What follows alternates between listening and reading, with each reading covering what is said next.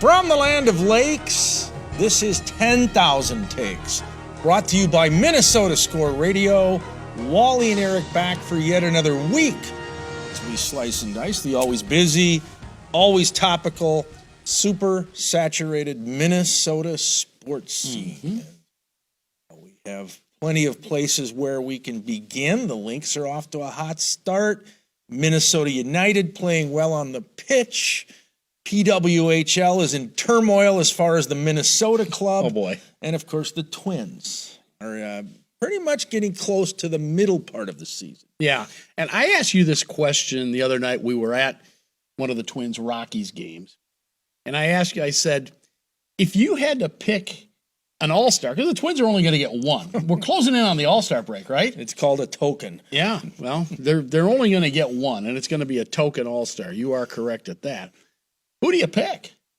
I mean, can you really pick Royce Lewis, having played only a half dozen games or whatever it is? And plus, since he's come back, he's like taking every other day off, or he's being told to take every other day off. Load management in baseball. I said Carlos Correa probably, but maybe I don't know, maybe Griffin Jackson. I have no idea. Who do you pick? Yeah, and it could be somebody out of the bullpen to fill a spot on that roster, because you know how they go through pitchers in an all-star game. I would say Carlos Correa. He brings some star power. The game is in Arlington, Texas, so he will get lustily booed. Oh, that's for sure. If he is the Twins all-star, because he was an Astro, and we know what happened with the cheating scandal. So that would be some good drama to bring Carlos to the Metroplex. And I think it's got to be Carlos. Look, his offensive numbers are not overwhelming. They're good, solid. Yeah, solid. Right. But the glove is platinum. And I've seen enough plays that he's made already this season to let me know he saves runs out there at shortstop. Yeah, my thought initially was Carlos Correa. And then I started thinking what you just suggested. Maybe it will be one of those middle relief guys. And not that they're going to get two. That probably isn't going to happen.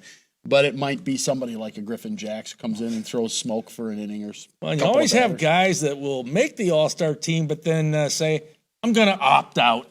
I want the 4 days off. Yeah. Well, and the telecast. Stop putting microphones on everybody. For goodness sakes. I am so over that. I mean, they're doing it, you know. And they do it in the live action. Yeah, that's what I mean. Yeah. They got microphones on guys standing out in left field. I don't need that. That doesn't do anything for them. Can we please just let the game be played? That's more than enough for me.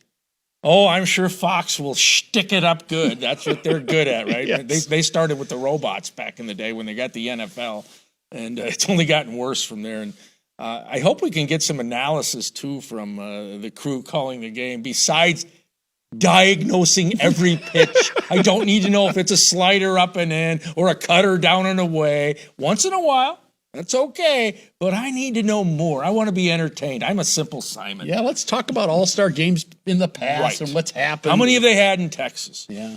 You know? What happened the last time they were there? Yeah. What happened when Texas was in Cleveland back in 1974 on 10-cent beer night? Yeah. Oh, dear. 50 years ago last week, right? It was 50 years ago last week. Oh, boy. Okay. The Minnesota PWHL, you mentioned it off the top of the show. They go and they win the championship. They, by the way, were not playing that well down the stretch of the regular season. And they trailed 2-0 in the championship series and came back and won the last three to take they lost game 4. Yeah. They had it won in overtime, and then the goal was taken back, and they ended up winning it in Boston.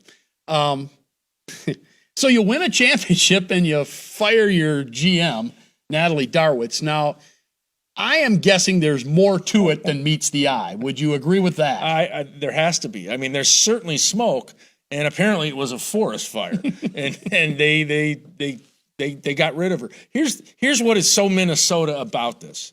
We are a tidal desert here, right? Especially with the male teams. They don't win championships. Well, no, not since 91. That's just a factoid. No, it doesn't happen. Now, the women have done pretty well with the Minnesota Lynx, and now PWHL Minnesota on the ice. So this should be all kumbaya, celebrations, Governor Walz holding a PWHL day. Instead, this has eclipsed them winning the Walter Cup. So once again, Minnesota can't even get it right when one of the teams wins a championship. Come on. We finally win a hockey championship. When's the last time we won a hockey championship? A professional On one. the 4th of never. North Stars never won one. The Wild. They haven't even played for a cup. No, they haven't even played for one. We get one, and we can't celebrate it properly. We celebrate it by watching the GM get fired. By the way, and I don't know, a lot of folks aren't familiar with this. They think maybe ownership of the Minnesota franchise fired her. That's not the case because the teams are all owned by the league. So the league, the PWHL, fired her. And Natalie is one of Minnesota's very own. Of course. So this is a provincial place. I can't believe this happened.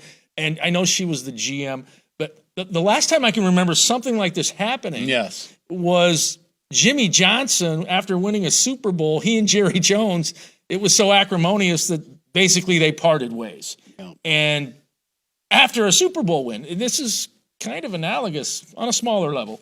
Yeah. Well, my guess, based on some of the things that I know and have heard, is that there was a some kind of conflict between her, the head coach, and some of their main players. Okay. Was she too tough? That doesn't fly anymore, as you know. I know it doesn't. It just does not. Was she Bob Knight or, I'll use a hockey analogy, Mike Keenan? Yeah, but she's the GM. She's not the head coach. I get it. But she's cracking the whip as the GM, so maybe she doesn't have people skills. Well, maybe she's telling the coach what to do. That happens, right? It does happen, yeah. Ask the Minnesota Twins. I think it happens quite often. Ask Paul Molitor. Oh, boy. Okay, I think we need to take a break. We're going to talk some soccer. Yeah, we're going to head to the pitch. This is 10K Takes, your PWHL Minnesota ticket. Hot rod, collector cars, street rods, muscle cars, vintage Corvettes, oh my goodness. Whatever you ride, Lakeville loves them too. There are many great car events in the area that you will love Lakeville as much as you love your cars. Join us for Cruise Night in July, featuring a classic car and truck parade throughout our city and historic downtown. Plan your trip at visitlakeville.org. I've been meaning to give you these for many years. I think they're perfect.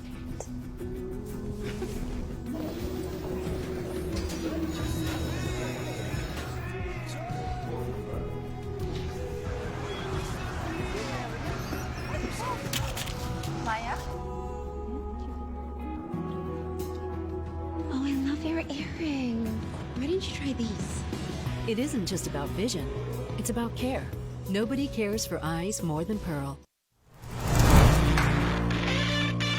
10,000 takes rolling along. Wally and Eric. We're going to talk a little soccer now. I know when you talk soccer, of course, in these parts, you're talking about Minnesota United, the Loons, MLS, but there is another club that has started up in a league, the NPSL, which is basically an upper Midwest league. And the owner and club president of the Minnesota Blizzard now joins us, Chad Hendricks. So, Chad, where did you come up with the concept for this, what is now a professional soccer league for players not quite at that MLS level, but hoping to get there someday? Yeah, thanks for having me on, by the way, guys. Nice to be here. The NPSL, the National Premier League, is a league that's been around for a while, and they're really a minor league soccer team. I explain to people it's like the St. Paul Saints level of the of baseball. That's double A baseball. Think of it like that. I know the Saints are triple A now, but that's the way you want to look at it, I think. And we're just like a farm system, not directly for like the Minnesota United, but really for the entire league. I was looking into starting up a franchise about a year ago, and just kind of took the leap in December and started this team up a little late, to the game as far as trying to recruit players and things like that. But you got to start somewhere. So just joined the National Premier League, and it's really like the fourth level of American soccer. Or it is. I mean, the MLS is the first level, and there's a couple tiers in between. And then this is just like I said, that double A baseball level, I think, is the best way to describe it in my mind.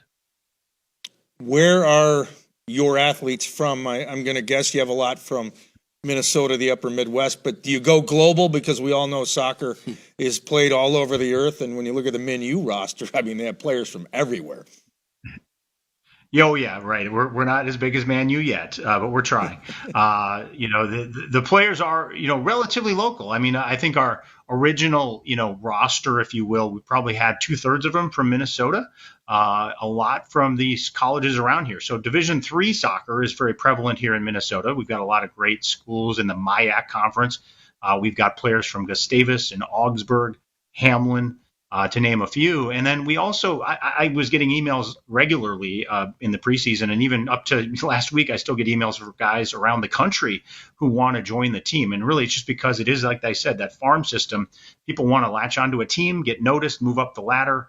A lot of young players. So we have 6 guys who moved here from out of state to live here for the summer and play with us.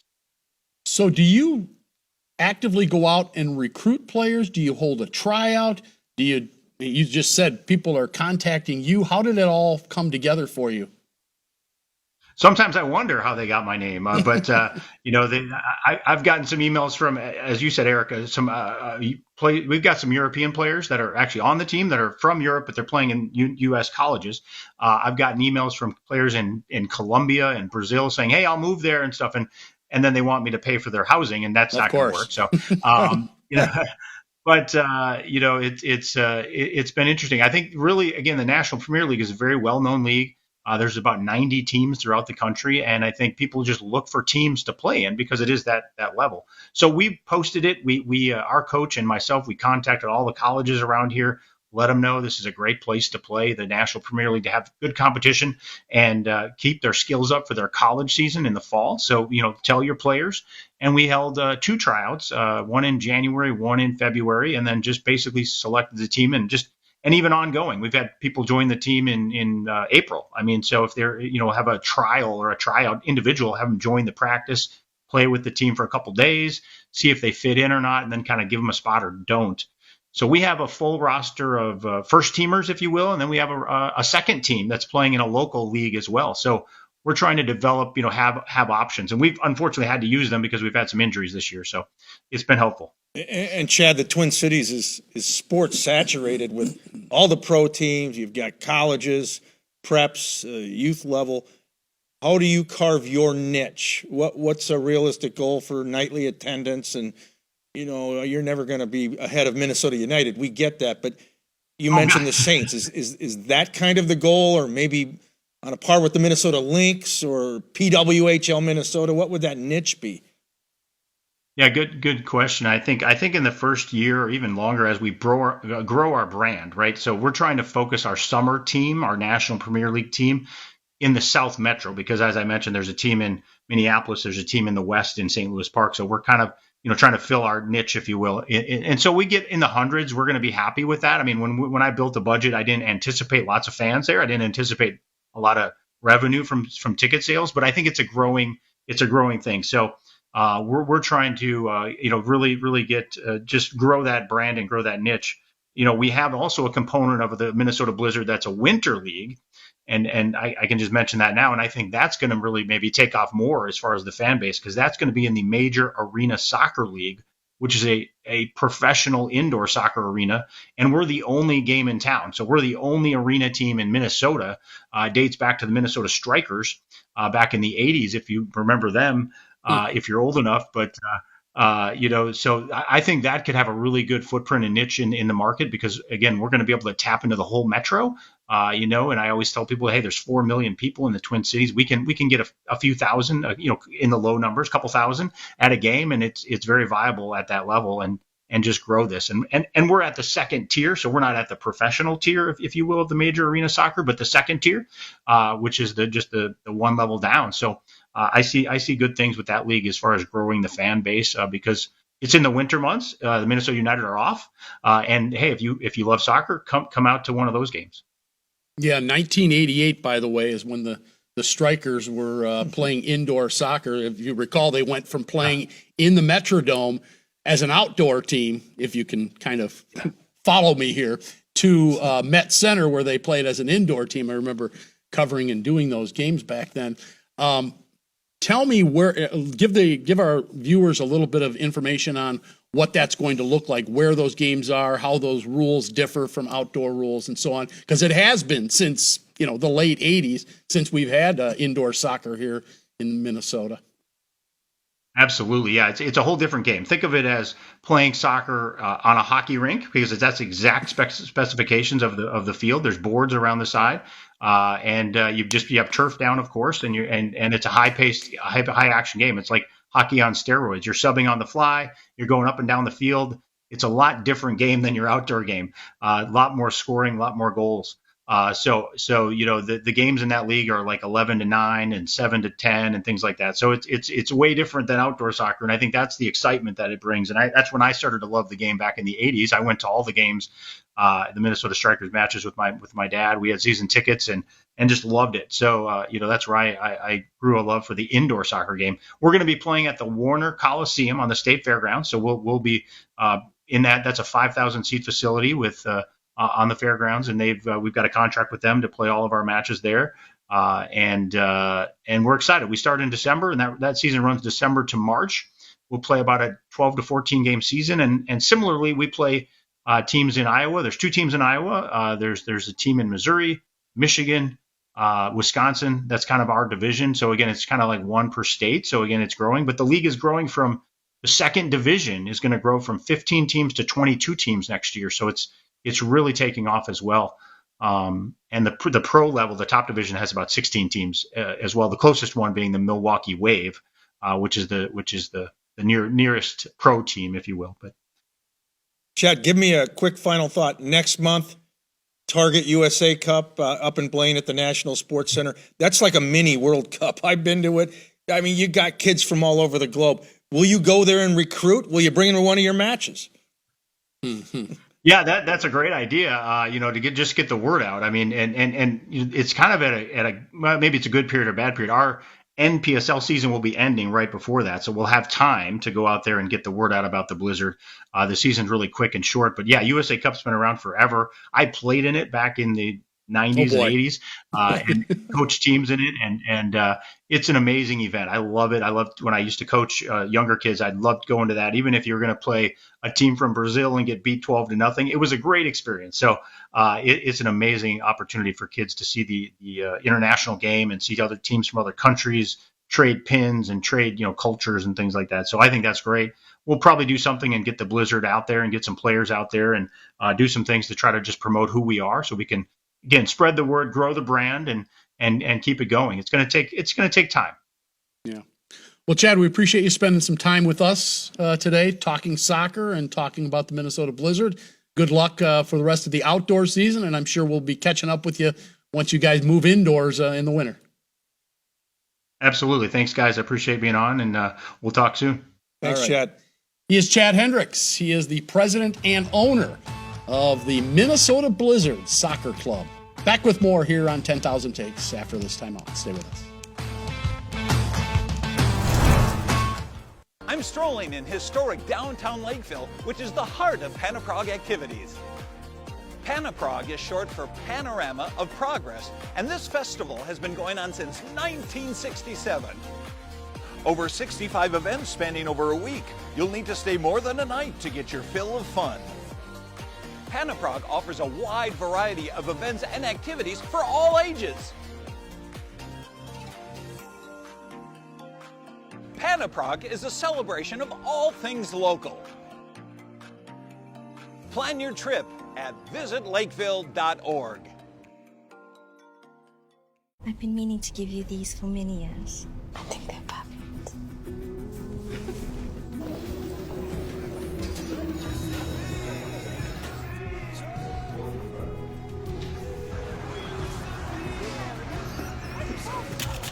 Maya? Oh, I love your earring. Why didn't you try these? It isn't just about vision, it's about care. Nobody cares for eyes more than Pearl. Welcome back, 10,000 Takes. A new issue has been percolating in Major League Baseball and really in all of professional sports, but this one came to a head this past week when, now bear with me, Tucupita Marcano, Easy for you to say. yes, easy for me to say, of the San Diego Padres was banned for life. So he got the Pete Rose ban for betting on baseball. He bet on 387 different baseball bets, totaling over $150,000 back in 2022. And now he is out of baseball for life. And I'm guessing, well, of course he makes more than $150,000 because the minimum is what, 700 and something, right? It's north of that. So he blew his career. He's a Venezuelan, a young guy who's only 24 years old. And then there were 4 other players who also got a 1-year suspension. Michael Kelly, who currently or was pitching for the A's, played for Cleveland last year. He is out for a year. So these guys, costing themselves their careers. But I think that there's a bigger problem here. I mean, baseball has embraced DraftKings and all this, prop bets. FanDuel. I mean, you watch a game on television and they can tell you what the prop bets are. Well, they're in bed with the gamblers. Absolutely. And that's partially to blame to the teams in Major League Baseball. No question. And all the major sports are. Right. But Major League Baseball is what we're focusing on now. There is a sports book right next to Wrigley Field in Chicago.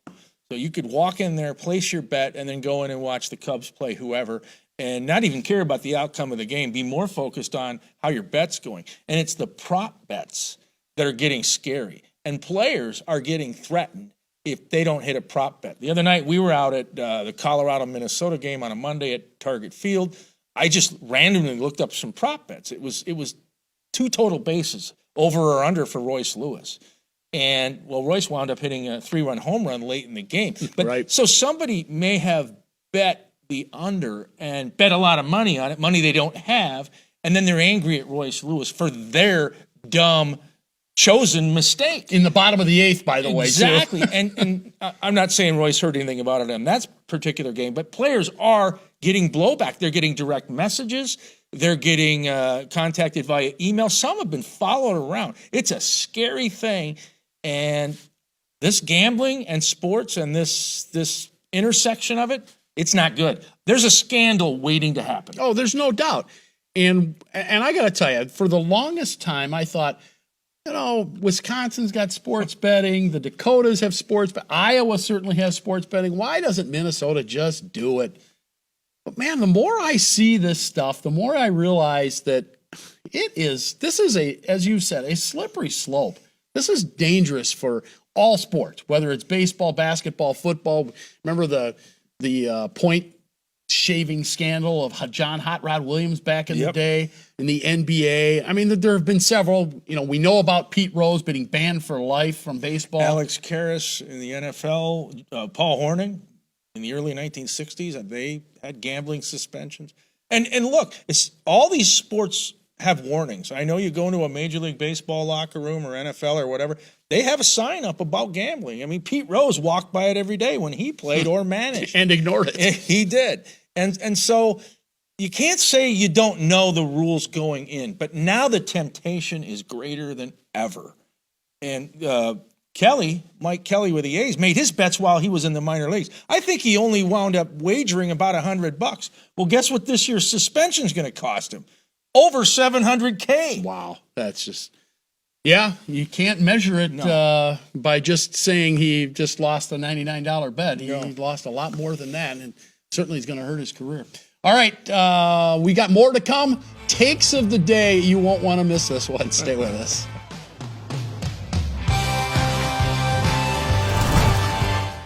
I've been meaning to give you these for many years.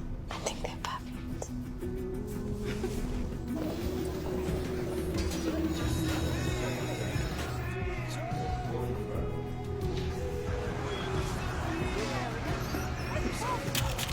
Maya? Oh, I love your earring. Why didn't you try these? It isn't just about vision, it's about care. Nobody cares for eyes more than Pearl. 10K takes on television as we wrap up yet another episode. We'll get to takes of the day here shortly. Let's give the Minnesota Lynx some love. They're off to a great start. Head coach Cheryl Reeve, now the second winningest coach in WNBA history, and she's also the Olympic head coach. She's going to Paris. Yes. And she's not bringing Caitlin Clark. No, she's in the eye of the storm right now as most of America is looking and saying, what are you thinking by not taking Caitlin Clark? Look, I think that they blew an opportunity here PR-wise for sure. But I also think that they could have had her on the squad, kind of like what they did with the Dream Team back in the day. They had Christian Laettner as the only college player. But with her, even more so, to be, that player that learns from these veterans. How are you going to be a leader when this happens 4 years from now? And you are definitely one of the top 12 players, in the U.S. So I think it's a blown opportunity from that standpoint. Yeah, probably. Certainly a missed marking opportunity. I'm sure NBC is oh boy, the Peacock's got to be not just happy. Teed off about this. But has she, Caitlin Clark, earned the right to be an Olympian at this point in time based on her WNBA career? Probably not. She's very good, but she's not the best player in the WNBA. She may well be someday. But so you can go either way on it, but there's no doubt she gets eyeballs on her. I mean, we saw it here in Minneapolis with the Big Ten tournament. Right. When she came to the barn to play the Gophers. She'll be at Target Center again to face the Lynx twice when Indiana comes in. So, yeah. I guess they did miss an opportunity as far as television ratings. All right, No takes of the day. Yes. Are you a grumpy guardian? Are you a happy camper, angry American? What are you this week? I don't know. I don't know if I'm happy or giddy or any of those things. As you know, the Minnesota Twins unveiled brand new City Connect uniforms. They're calling them the Ripple Effect. Okay. Yep, there they are. I think they're whatever. To me, they look like, I don't know, they're on the Bassmasters tour. Those look like pro fisherman uniforms or NASCAR drivers or maybe the Milwaukee Brewers from back in the 70s or 80s. I don't know. It says nothing about Minnesota to me. The MN is fine, I guess, but the rest of it, yuck. This is all, as you know, this is all about lining the pockets of the owners and there were plenty of, you and I were down at a game earlier in the week and people were walking out there. Oh, yeah. The Twins hadn't even worn the uniforms yet and people were already donning the new duds. Yes, they were wearing them as they were leaving the stadium. I guess they're just selling more paraphernalia. So good for the Twins. They figured out ways to steal more money from you. Lord knows they're going to take that money, right? And they're going to use it to buy some players at the trade deadline so that they can make a run for the World Series. Of course not. All right, let's check the mood meter. Lands right in the middle. Sarcastic Sam. That's probably where I would have thought that thing would go this week. So. Yeah, ugly with the capital U. The fashion critic at work. Well, terrible. I'll be a fashion critic too. Okay. I'll talk about uniforms because last week the Minnesota Vikings unveiled their Winter Warrior look. And the Vikings are calling this the coldest uniform in the NFL. Oh, boy. Really? Can you have a cold uniform if you play inside in a dome with a roof and on a rug? I don't think so. It's 70 degrees at every Minnesota Vikings home game. Coldest uniform in the NFL, that might be Green Bay or Buffalo or Pittsburgh or even Cleveland. Thank you. So here's the deal for now. Minnesota Vikings. You made the choice to go indoors for a second time. When you could have went outside, a lot of us wanted you to go back into the elements, recapture the glory days of the 70s. They didn't do that. They wanted to cater to the fat cat VIP who didn't want to be cold or have a raindrop, heaven forbid, hit their toupee. So here's the deal. There's two versions of the Minnesota Vikings. TIV, TIV, the indoor Vikings, and TOV, TOV, the outdoor Vikings. You are the indoor Vikings by choice.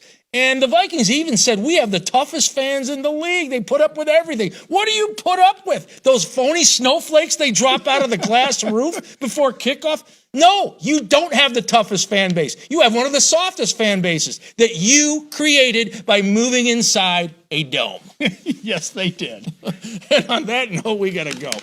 We'll FedEx out those thank yous. One to Chad Hendricks, Rocky, Paul Langfellow, David Weld. For Wally, I'm Eric saying so long. This is 10K Takes, your sports ticket.